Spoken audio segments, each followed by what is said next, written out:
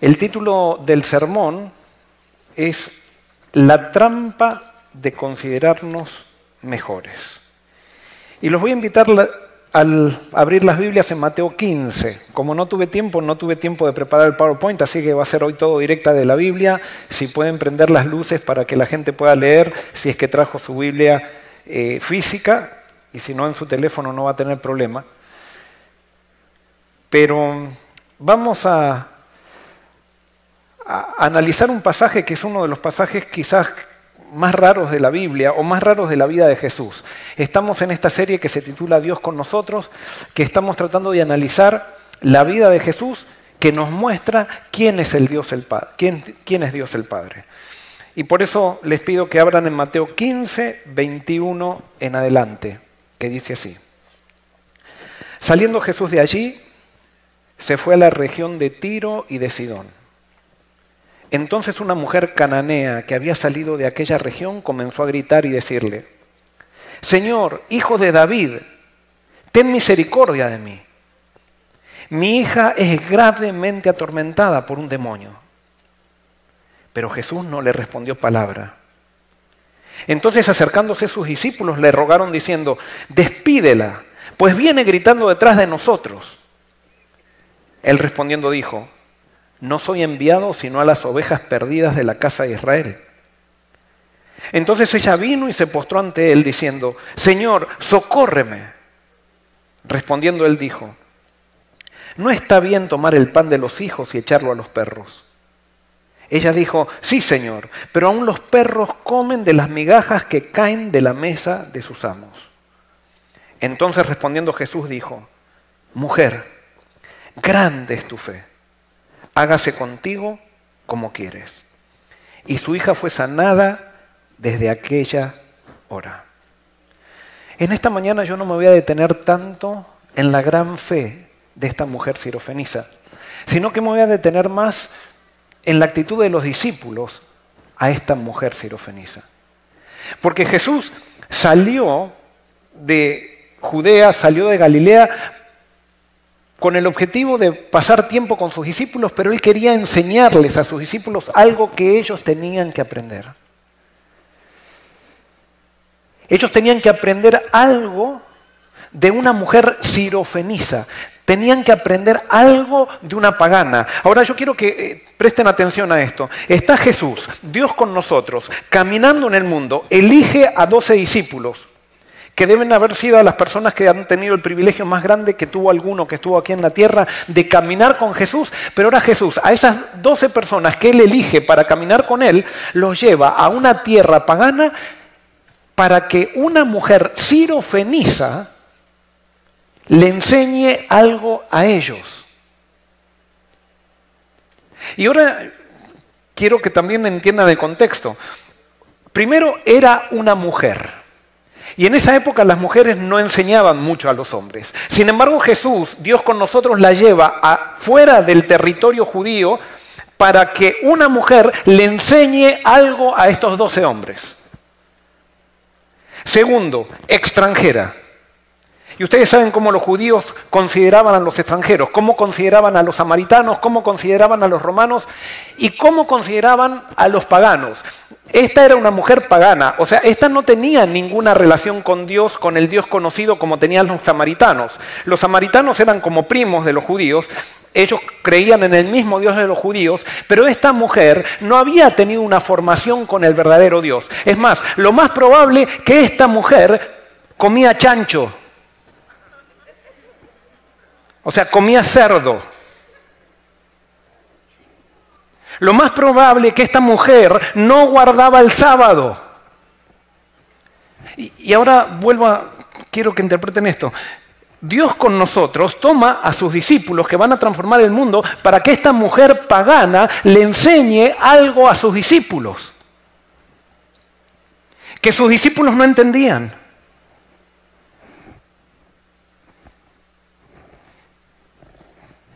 Esta mujer parece que era sensible, a pesar de ser pagana, a pesar de que comer cerdo y a pesar de no guardar el sábado. ¿Y saben qué? Se ve que la familia de esta mujer no era muy buena, porque imagínense una mujer que tenía una hija endemoniada.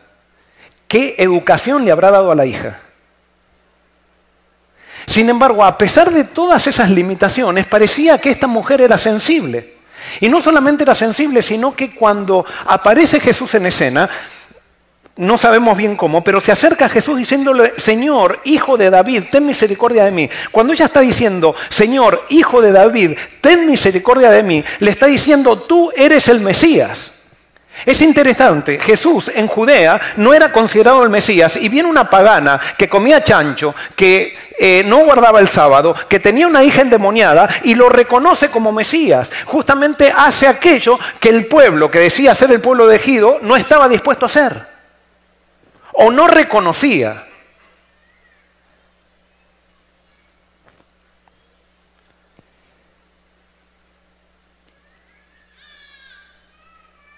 Esta mujer se acercó a Jesús con un ruego y dice que Jesús no le dio palabra. Y ahí viene lo interesante. Vienen los discípulos y le rogaron diciendo, despídela, pues viene gritando detrás de nosotros. O sea, acá hay dos tipos de clamores, dos tipos de ruegos. Un ruego basado en la necesidad de alguien que se siente que necesita a Dios y otro ruego basado en personas, otro ruego basado en el orgullo, en la soberbia. ¿Y quiénes tenían la soberbia? La soberbia la tenían aquellos que caminaban con Dios. La tenían aquellos que eran privilegiados, la tenían aquellos que habían sido bendecidos como nadie había sido bendecido y ahora le piden a Jesús, despídela.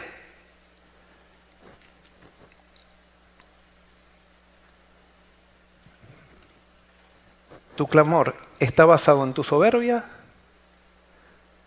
o está basado en tu necesidad?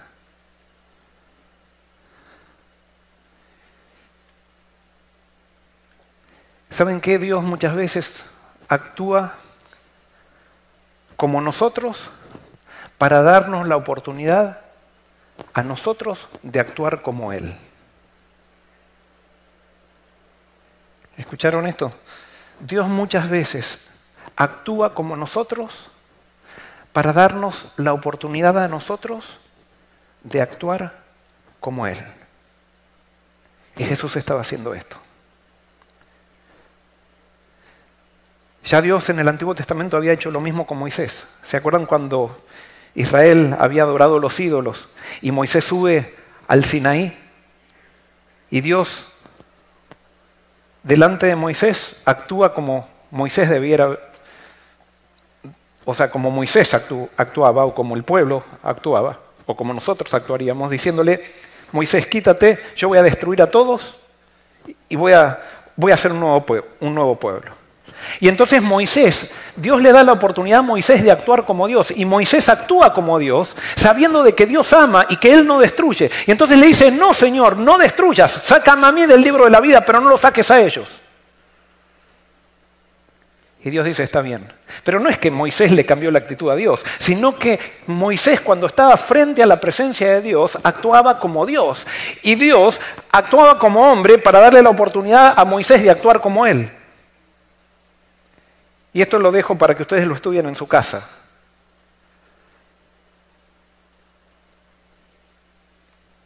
Jesús hizo lo mismo con los discípulos. Se quedó callado, no dijo nada.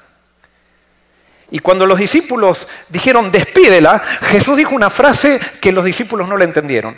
Le dijo, no soy enviado sino a las ovejas perdidas de la casa de Israel. En otras palabras, los discípulos lo entendieron mal, porque ahora se dieron cuenta. Los discípulos, cuando Jesús estaba diciendo eso, estaba diciendo, yo voy a trabajar solamente por los de Israel. Pero los discípulos no se daban cuenta de lo que quería decir esa frase. Jesús dijo que Él era enviado ¿a quiénes? ¿A quiénes? A las ovejas perdidas de la casa de Israel. ¿Y con quién estaba caminando Jesús? Con las ovejas perdidas. Los discípulos no se daban cuenta de eso, después se dieron cuenta. En la soberbia, cuando uno es un soberbio, cuando uno es un orgulloso, cuando uno se le suben las bendiciones de Dios a la cabeza, uno no se da cuenta de lo que Dios quiere decirnos. Y Jesús lo que le estaba diciendo a los discípulos es que yo estoy caminando con ustedes porque ustedes están perdidos. Porque ustedes son las ovejas perdidas de Israel. Y los discípulos estaban pensando que Jesús decía, yo vine a trabajar solamente por aquellos que no comen cerdo, por aquellos que guardan el sábado y por aquellos que tienen familias correctas y que no tienen hijas endemoniadas.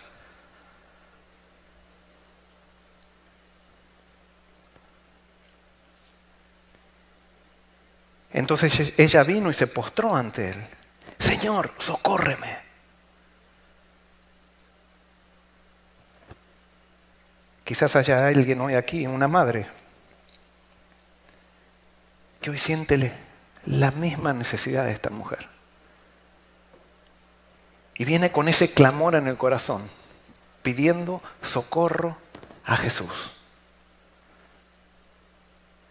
Respondió y él dijo, no es bien tomar el pan de los hijos y echarlo a los perros. Esto es un insulto. Y cuando Jesús dice eso, los discípulos dicen, muy bien, ese es el maestro, ese es el Mesías. Jesús está insultando a esta mujer. Ustedes leyeron en Apocalipsis que dice que los perros no entrarán al cielo. Los judíos consideraban perros a los gentiles y ahora entonces Jesús está haciendo el papel judío para realzar la lección que quería dar. Sin embargo, el amor de Jesús es tan grande que a través de un insulto la mujer sintió ese amor. Jesús no estaba jugando con la mujer. Jesús simplemente estaba usando a una mujer sensible, necesitada, llena del Espíritu, aunque comía chancho, aunque todavía no guardaba el sábado, para enseñarle algo a aquellos que no comían cerdo, que guardaban el sábado y que no tenían hijos endemoniados.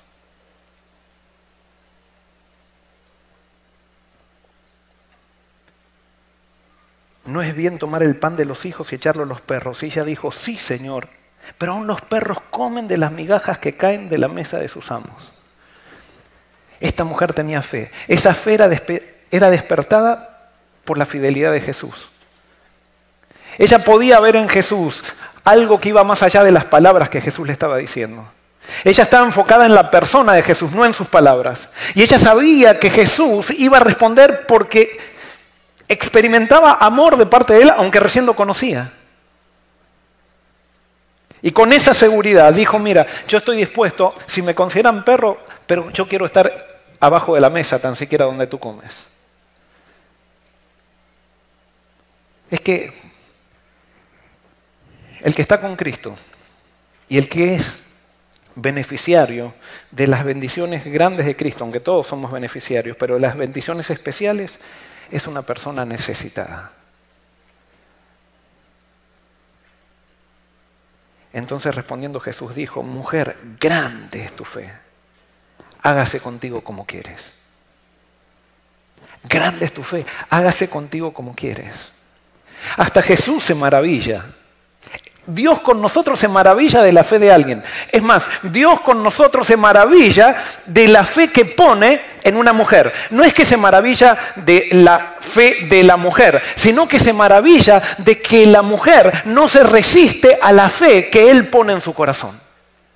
Tu fe no es tu fe. No, tú no tienes fe, yo tampoco tengo fe. Pero cuando Cristo se manifiesta, Él pone la fe en ti. Y si tú no te resistes porque dejas que Él controle tu vida, tú te entregas a Él. Si Él te quiere insultar, te insulta. Y no es que te va a insultar Jesús. Pero si Él quiere hacer algo contigo, lo hace. Y tú simplemente aceptas. No discutes con Él.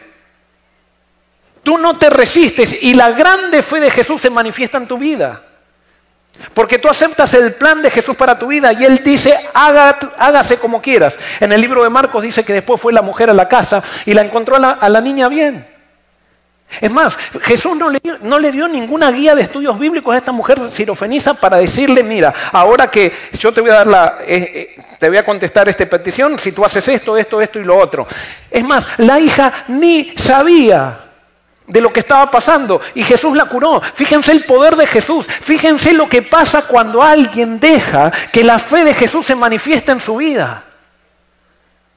Y por eso, madre o padre que estás orando por un hijo o por una hija, deja que la fe de Jesús se manifieste en tu vida.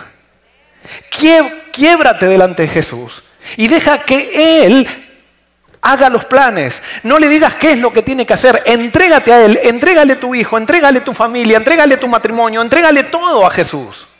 No le digas qué es lo que tú estás esperando. Simplemente espera lo que Él te va a dar.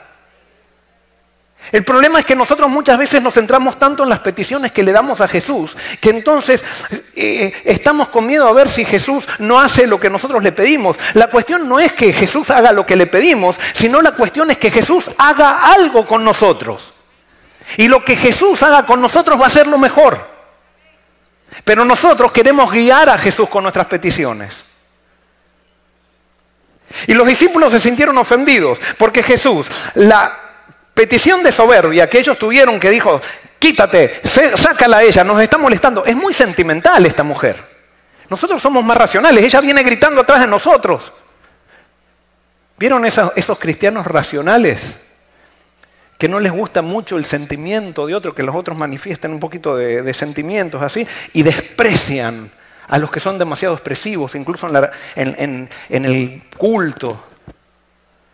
Bueno, los discípulos estaban entrando en esa trampa. Y ellos pensaban que Jesús le iba a hacer caso a ellos. Y ahora resulta que Jesús le hace caso a esta pagana.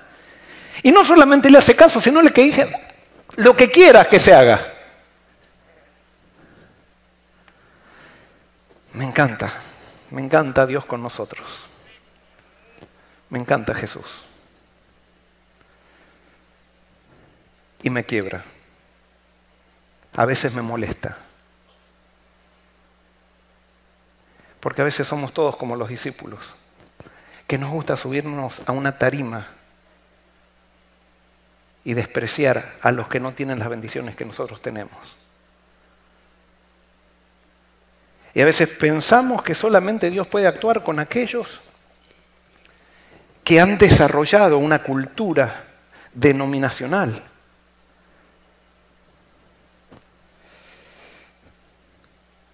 Somos tan paternalistas a veces. Porque a veces cuando estamos evangelizando, damos a entender a la gente que tiene que subir a nuestra plataforma religiosa para poder salvarse. Y lo único que tiene que hacer la gente es encontrarse con Cristo. Y no vaya a ser que muchas veces la gente que nosotros pensamos que no están con Cristo porque comen chancho y no guardan el sábado y tienen hijos endemoniados, estén más cerca de Cristo que nosotros.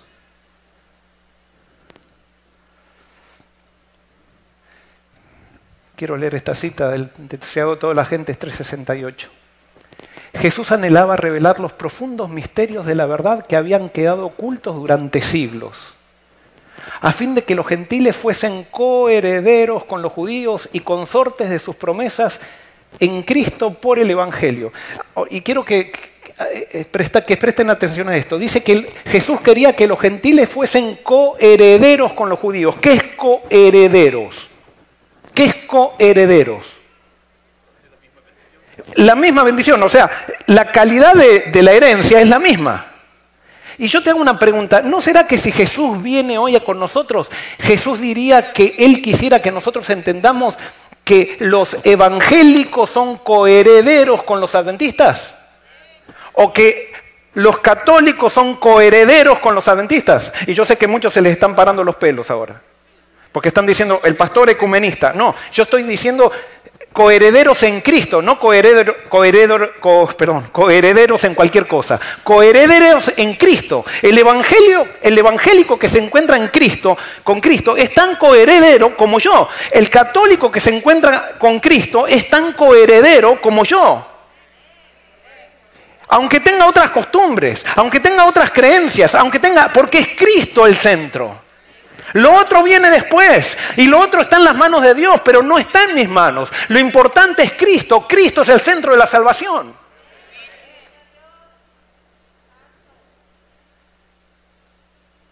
Pero ¿hasta cuándo nos vamos a sentir mejores nosotros? Que somos los únicos. Y fíjense cómo sigue allí. Los discípulos tardaron mucho en aprender esta verdad y el Maestro Divino les dio lección tras lección. ¿Cuánto tardaron los discípulos? Mucho. Es más, Jesús se fue y todavía Pedro tenía problemas que Dios le tuvo que mandar una sábana de animales inmundos y decirle mata y come para que Pedro esté dispuesto a ir a visitar a un pagano. Porque él pensaba que no tenían derecho.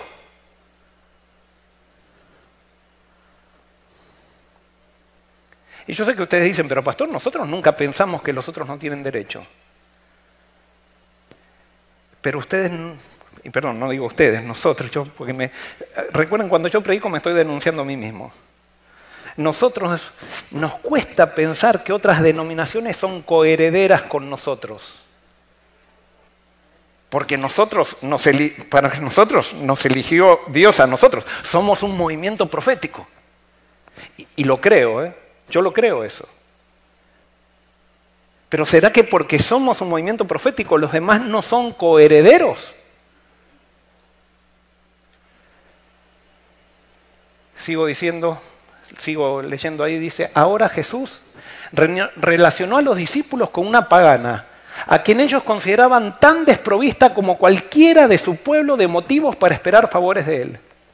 Quiso dar un ejemplo de cómo debía tratarse a una persona tal. Los discípulos habían pensado que él dispensaba demasiado libremente los dones de su gracia. Quería mostrarles que su amor no había de limitarse a raza o nación alguna. ¿Qué pensaban los discípulos de Jesús? Los discípulos decían, no, los discípulos mismos decían, Jesús ya está exagerando, se está yendo demasiado. Como puede ser que alguien cuando me está escuchando predicar está diciendo, no, este pastor está yendo demasiado. Nos está quitando a nosotros el privilegio de ser los mejores.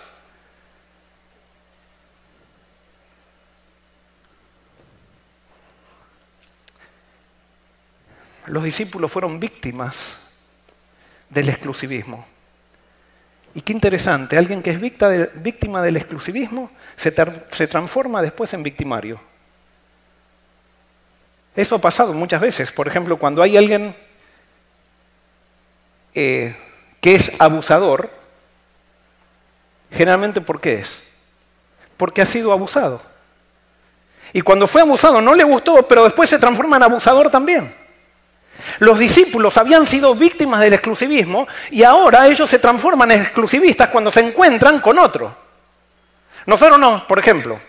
A ver, ¿con quién lo...? Hace poco estuve en República Dominicana. Quizás un dominicano dice cuando un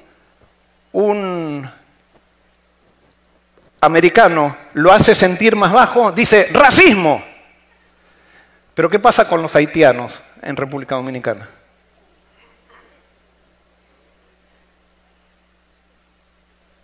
Y lo mismo nos pasa con los argentinos. Y ustedes saben ya la fama de los argentinos. Que dicen que ¿cómo es que vende un argentino por lo que piensa que vale? ¿Cómo es? No, ¿cómo es? ¿Cómo? Compra un argentino por lo que vale y véndelo por lo que piensa que vale.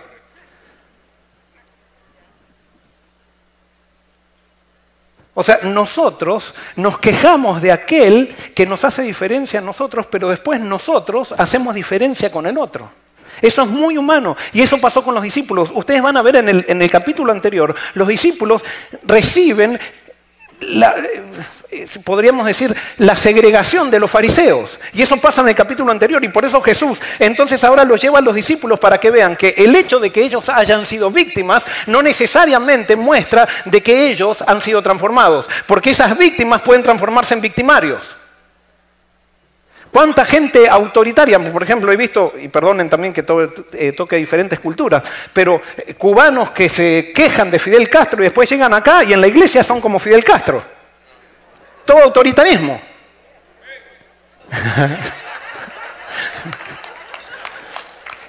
Y estoy tocando todas las culturas para que vean que esto es un problema del ser humano. Es un problema mío.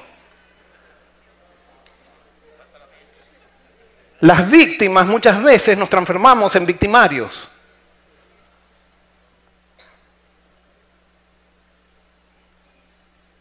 Y los discípulos habían vivido esto. Y fíjense en Mateo 15, no era el capítulo anterior, era el mismo capítulo. Dice, entonces se acercaron a Jesús ciertos escribas y fariseos de Jerusalén, diciendo, ¿por qué tus discípulos quebrantan la tradición de los ancianos? Pues no se lavan las manos cuando comen pan. Respondiendo les dijo, ¿por qué también vosotros quebrantáis el mandamiento de Dios por vuestra tradición? Dios mandó diciendo, honra a tu padre y a tu madre, y el que maldiga al padre y a la madre sea condenado a muerte.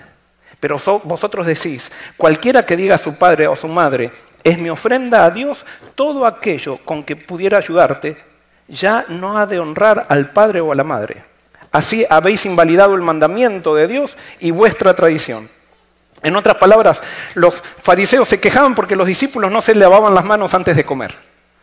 Entonces Jesús dice, señala la incoherencia de los fariseos. Y le dice, miren, ustedes que señalan a mis discípulos, ustedes no cumplen el mandamiento de Dios que dice que hay que honrar al padre y la madre. ¿Por qué? Porque había una costumbre en la época de los judíos que si uno daba ofrenda al templo, ya no tenía que ayudar a la familia. Entonces cuando los padres de un judío del tiempo de Jesús estaban en situación difícil, ellos se acercaban a los padres y decían, ya di mi ofrenda al templo y eso vale para Dios.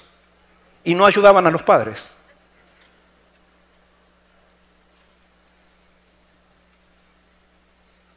Y entonces Jesús dice, hipócritas, bien profetizó de vosotros Isaías cuando dijo, este pueblo de labios me honra, mas su corazón está lejos de mí, pues en vano me honran enseñando como doctrinas mandamientos de hombres. Una cosa es de labios y otra cosa es del espíritu. La mujer sirofenisa tenía el espíritu, los discípulos eran de labios nomás, y la mujer sirofenisa, a pesar de que comía chancho, a pesar de que no guardaba el sábado y a pesar de que tenía una hija endemoniada, tenía el corazón más transformado que los mismos discípulos. Qué difícil que es esto, porque a nosotros nos gusta, esto se hace, y con esto no estoy minimizando el comer, que ahora salgamos todos a comer cerdo, no estoy diciendo eso. Y eso vamos a analizar un poquito después. Lo que estoy diciendo es que lo que realmente vale, Dios quiere algo de corazón. Por eso Jesús le dice a los escribas y fariseos, hipócritas, hipócritas quiere decir actor. Hipócrates era la máscara que usaban en el teatro griego para representar diferentes personajes. Entonces Jesús dice, la religión para ustedes ha llegado a ser una actuación. Simplemente siguen una cultura, ciertas cosas que hay que hacer, ciertas cosas que no hay que hacer, pero es por afuera todo, pero por adentro ustedes no tienen conexión con el Dios verdadero.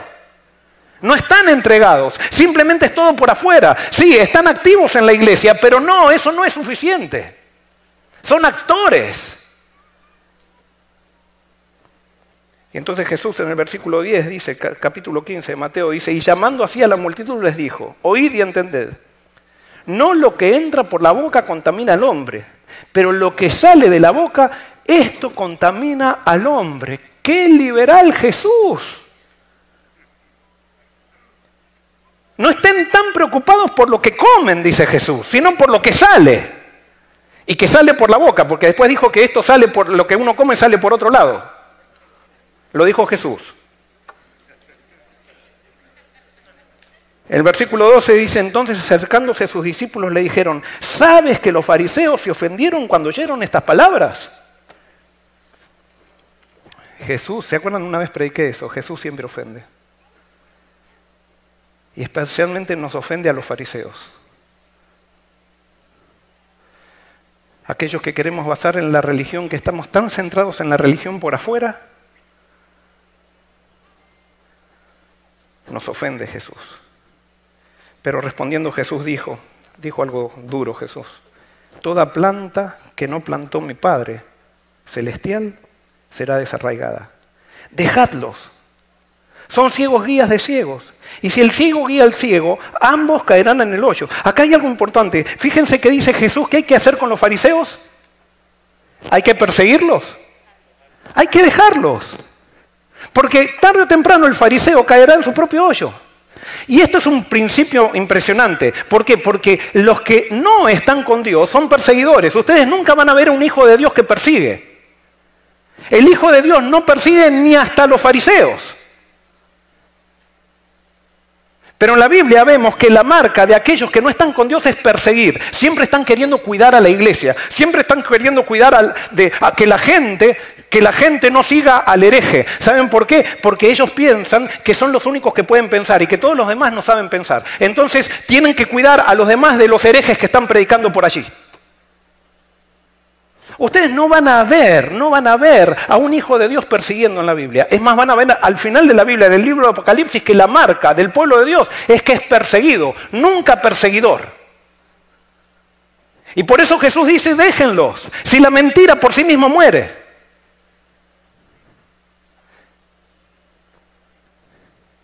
Y si tú predicas a Cristo, vas a ser perseguido. Y no te quejes entonces, y lo digo por mí también. No te hagas la víctima, ay, yo predico y me persiguen. Si Jesús dijo que todo el que quiera vivir como Jesús padecerá persecución. Entonces cuando te persigan, esa es la confirmación de que estás con Dios. No te quejes entonces. ¿De qué te quejas si Jesús profetizó eso?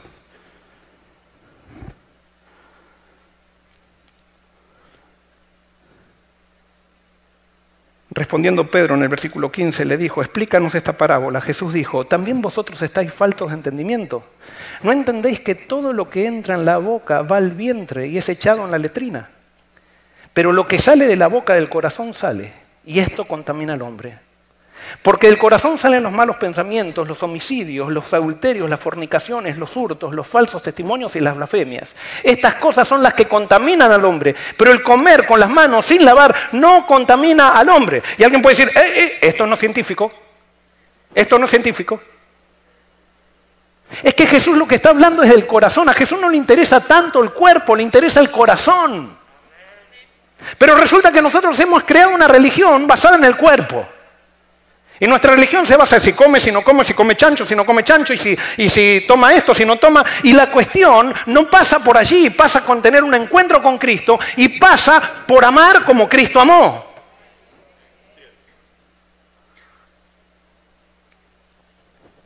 Y acá tenemos que entender algo que los fariseos no entendían y que muchas veces no entendemos como cristianos. En la Biblia hay una jerarquía de principios. Quiere decir que hay principios más importantes y menos importantes. Todos estos principios son importantes, pero hay algunos más y otros menos. ¿Cuáles son los principios más importantes que tiene la Biblia? Si alguien ha hecho discipulado orgánico, cuando he dado seminarios de discipulado orgánico, me han escuchado mucho de esto. Pero los principios más importantes que tiene la Biblia son los principios relacionales. Ustedes van a ver que la Biblia... El principal tema de la Biblia son relaciones. No hay otro tema que sea fundamental para el pueblo de Dios que las relaciones. Después, la segunda categoría de principios son los principios que tienen que ver con el cuidado o la integridad personal. Esos son los segundos principios. Y los terceros principios, que hay principios rituales. Y entonces, ¿de qué hablan los principios relacionales? Son de la relación con Dios y con el prójimo. Lo que Dios quiere es que yo sea leal a Él y que lo muestre en todo lo que hago. Pero, ¿qué es mostrar a Dios en todo lo que hago? Quiere decir que yo voy a amar a todos los que están alrededor mío, incluso a mis enemigos. Eso es lo principal que la Biblia enseña. No hay tema más importante que la Biblia muestre, tanto en el Antiguo Testamento como en el Nuevo Testamento, que los principios relacionales. Y por eso las relaciones es lo más importante en la vida cristiana. Dios quiere transformar tu corazón para que aprendas a relacionarte con Él y para que aprendas a relacionarte con la gente. Pero a nosotros nos enseñaron que lo más importante son estudiar 28 doctrinas. Y el que sabe las 28 doctrinas, esa es una persona cristiana. Esa es una persona que está en la iglesia verdadera. Y entonces, a los que no tienen las 28 doctrinas, son mujeres perras como la sirofenisa. Y perdonen que esté hablando así tan claro. No, los principios relacionales son los más importantes. Los principios de cuidado personal después vienen, que son los principios de salud y cuidado personal. Sí, Dios quiere que tú tengas salud. Dios quiere que yo me cuide a mí mismo. Y eso es importante en la Biblia. Y después vienen los principios de símbolos rituales, que son los que representan cosas, símbolos o ilustraciones. Ahora, en la vida, muchas veces yo voy a tener que sacrificar un principio por otro. Y entonces lo que Dios me pide es que yo nunca sacrifique un principio relacional. Pero cuando los principios relacionales entran en conflicto con el cuidado y la integridad, yo tengo que sacrificar el principio del cuidado y la integridad personal por el principio relacional. Y cuando un principio ritual se colapsa con un principio de cuidado personal o de relacional, yo tengo que dejar el principio ritual y dedicarme a los otros. Les voy a dar un ejemplo. Me pasó en la vida cuando no entendía esto. Era joven, estaba colportando en una campaña de colportaje de invierno, hacía mucho frío y estaba pasando mucho hambre. Y en el pueblo donde estaba colportando con mi amigo no había iglesia adventista. Entonces dijimos, bueno, vamos a ir a una iglesia metodista los domingos. Y empezamos a ir a una iglesia metodista. Y ahí nos hicimos amigos de un hombre buenísimo. Y este hombre muy, muy bueno nos dijo, mi esposa está desilusionada con la iglesia. Y yo los veo a ustedes, me han caído muy bien. ¿Cómo me gustaría que ustedes conozcan a mi esposa? Y bueno, nosotros cómo queríamos que nos inviten a comer. Y entonces un día vino con la noticia, dice, ¿saben qué? Convencí a mi esposa y el domingo a la tarde quiere que vayan a comer a casa. Y nosotros dijimos, perfecto. Y el domingo a la tarde fuimos. Nos sentamos, fuimos muy amables, nos sentamos, me acuerdo, patente todavía, la mesa era una mesa redonda, y viene la esposa con el primer plato, y era una ensalada de papas con un montón de jamoncito picado en la ensalada de papas. Y yo entré en un conflicto. ¿Qué hago? ¿Como o no como? Y por supuesto, como yo era fiel, ¿qué hice? No comí.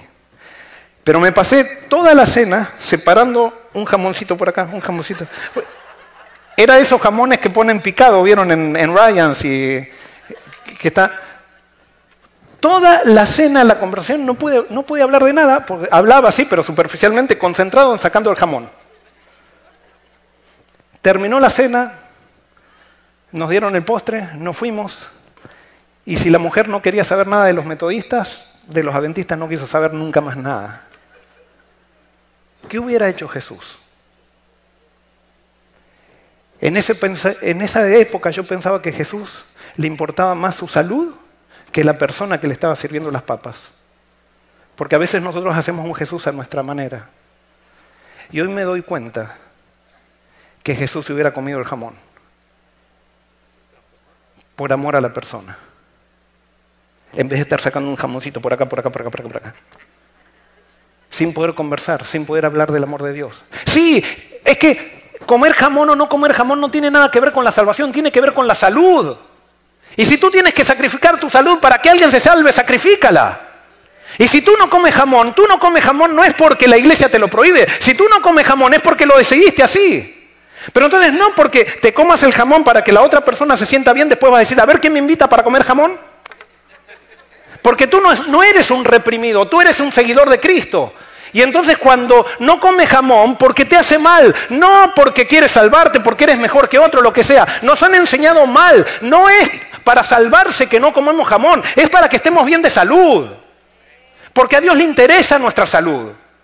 Y si seguiríamos los consejos de salud no es para ser más santos, es porque ahora, por ejemplo, con el coronavirus hemos visto que los consejos de salud son necesarios. Pero no es porque el que come o no come es más santo que el que no come, sino simplemente para vivir mejor. Pero nosotros lo hemos hecho eso como un símbolo de que somos mejores si no como o que como. Que si alguien tiene que entrar, tiene que dejar, porque si come está mal. No, lo importante son las relaciones.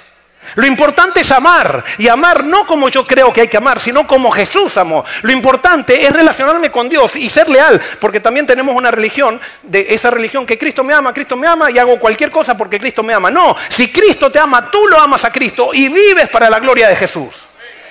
No es cualquier cosa, es la gloria de Jesús, es mostrar a Jesús con tus actitudes. Y a veces vas a tener que comerte un jamón para mostrar a Jesús y a veces no. Y ojalá que no me lo sirvan porque no me lo sirven. Yo ahora con esto le digo, cada vez que me invitan digo soy vegetariano y listo. Me salvé todo que me sirvan porque para mí es como comer una rata, comer un cerdo. Pero alguien puede decir, no, pastor, Isaías 66, no me acuerdo qué versículo, dice que los que comen chancho serán condenados por Dios. ¿Le dijeron ese versículo? Sí, Isaías capítulo 2 o 3, no me acuerdo, que también dice que las mujeres que usan espejo también serán condenadas. ¿Es el espejo el problema? Entonces no uses más espejo. El problema es el orgullo. El problema es sentirme mejor, el problema es no sentir necesidad, el problema es vivir una vida sin Dios, ese es el problema. Y el gran problema es que muchas veces nosotros caminamos con Jesús, pero no entendimos a Dios, igual que los discípulos. Y cada vez que nos subimos arriba de nuestra plataforma para considerarnos superior a los demás, o superiores a los demás, estamos negando al Jesús que nos llamó. Y así todo Jesús no nos deja. Porque Él tiene paciencia con nosotros. Y sigue trabajando hasta que entendamos los principios de su reino. Ustedes van a ver una cosa. Los cuerpos religiosos, mientras más se apartan de Jesús, hacen más énfasis de abajo para arriba. Cuando un cuerpo religioso está con Jesús, hace énfasis de arriba hacia abajo. Primero las relaciones, después el cuidado y después los rituales. Pero cuando un cuerpo religioso se aparta de Jesús, ustedes cuando entran a una iglesia donde los rituales sean lo más importante, donde la gente se pelea por si hay 3 sillas en la plataforma o 4 y las movieron de lugar. En esa iglesia están lejos de Jesús. Porque han hecho de una silla lo más importante y quizás se divide la iglesia porque sacaron las sillas de la plataforma. Y alguien puede decir, pero pastor, entonces usted está diciendo que hagamos cualquier cosa. No, lo que digo es que hagamos las cosas como nos enseña la Biblia. ¿Qué es lo más importante? Y si por unas sillas en la plataforma tú vas a odiar a aquel que no tiene la silla, o al día que sacaron la silla, está mal. Está mal. Y por eso todos tenemos que crecer en el Espíritu de Cristo. No existe un Cristo sin que te dé el Espíritu Santo. ¿Y cuál es el fruto del Espíritu? No hice dejar de trabajar en sábado, dar el diezmo, creer en 1844, creer en el Espíritu ofrecía. No, el fruto del Espíritu no es eso. El fruto del Espíritu es amor, gozo, paz, paciencia, bondad, fe, mansedumbre, templanza. Pero nosotros hemos hecho la marca del cristianismo como si fueran 28 doctrinas. Y criticamos a los pentecostales porque decimos, ellos creen que porque hablan en lengua son cristianos. Y el que no habla en lengua no es cristiano. Y nosotros creemos que porque creemos 28 doctrinas somos cristianos. Y ninguna de las dos cosas tiene que ver. Ni los adventistas estamos correctos, ni los pentecostales están correctos con eso. Porque la única marca de un verdadero cristiano es estar lleno del Espíritu. Y cuando estoy lleno del Espíritu, estoy lleno de Cristo. Esa es la verdadera marca. Ese es el sello de Dios. El sello de Dios nos quiebra delante de Jesús y nos hace humildes.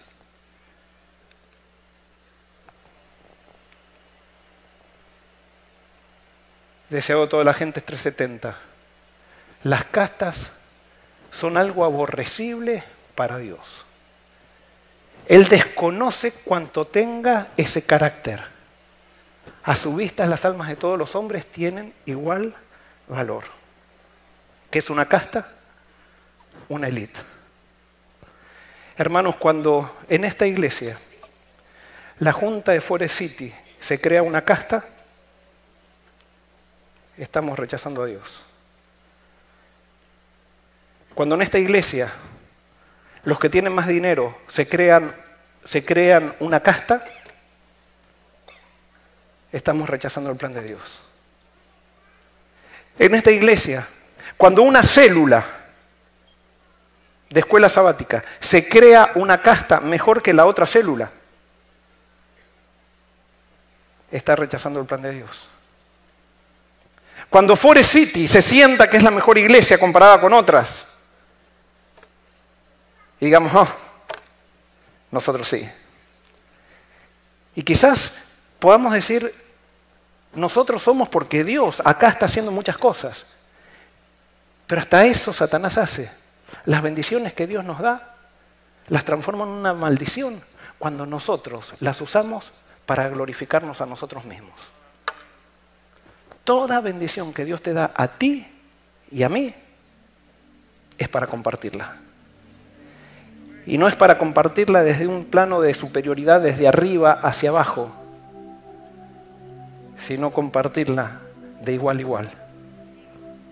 Porque el único diferente es Jesús. Y por eso, ojalá que hoy todos clamemos con la mujer sirofeniza: Señor Jesús, socórreme. Y ojalá que cuando Jesús nos diga, hágase conforme a tu fe, nuestra fe sea la fe de Él y que en Él entonces podamos hacer todo. Que Dios te bendiga.